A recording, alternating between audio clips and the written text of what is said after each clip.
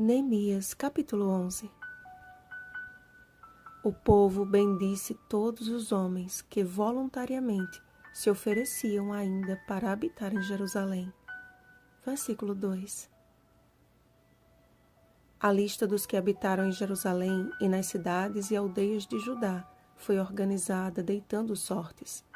Este era um costume comum quando estavam diante de algo de difícil escolha.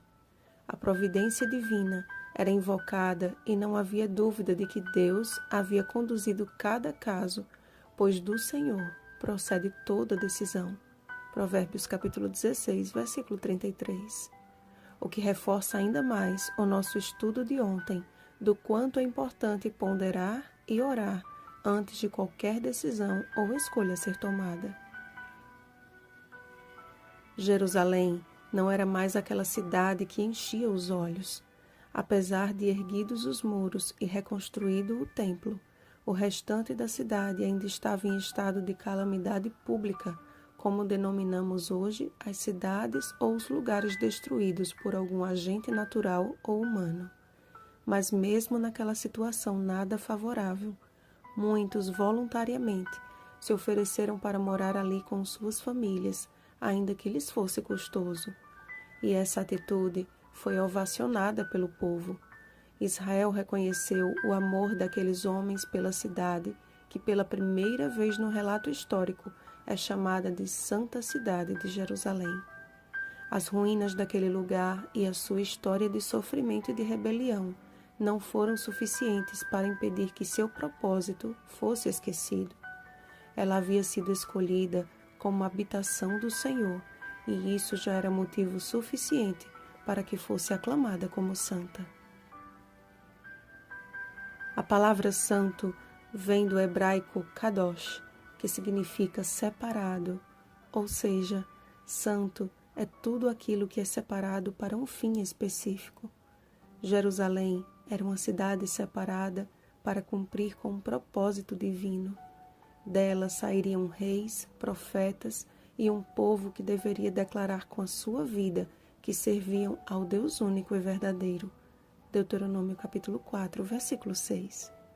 Portanto, ainda que o seu estado físico fosse afetado, o seu desígnio santo não deixaria de existir. Isto não acontece com os santos dos últimos dias também? E quem são estes santos? Quem são estes que voluntariamente se entregam ao serviço do Senhor, ainda que isso signifique renúncia? Aqui está a perseverança dos santos, os que guardam os mandamentos de Deus e a fé em Jesus. Apocalipse capítulo 14, versículo 12. Estas palavras ditas pelo anjo a João têm uma profundidade que muitos não têm compreendido, até mesmo aqueles que professam guardar a lei de Deus.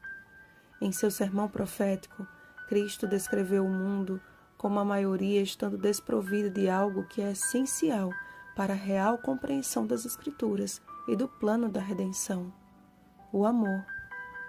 A Bíblia diz que Deus é amor, 1 João capítulo 4, versículo 8. E é esse amor que deve nos mover a realizar qualquer coisa neste mundo. A obediência voluntária deve ser o resultado desse conhecimento. A disposição daqueles voluntários não foi louvada pelo povo pela coragem de estar indo morar em meio à destruição, e sim porque, apesar da destruição em que estavam inseridos, escolheram viver na habitação de Deus. O que habita no esconderijo do Altíssimo e descansa à sombra do Onipotente diz ao Senhor: meu refúgio e meu baluarte, Deus meu, em quem confio. Salmo 91, versículos 1 e 2. Perseveremos em permanecer no Senhor e no seu amor, e então, muito em breve, estaremos todos reunidos na santa cidade celestial, onde está o trono de Deus e do Cordeiro. Apocalipse capítulo 22, versículo 1. Vigiemos e oremos. Bom dia, santos do Altíssimo. Desafio da semana: ore para que o Espírito Santo derrame em seu coração esse amor maravilhoso. e compartilhe esse amor da maneira que lhe for possível, ajudando os que estão ao seu redor. Eis o segredo de perseverarmos em amor, compartilhando-o.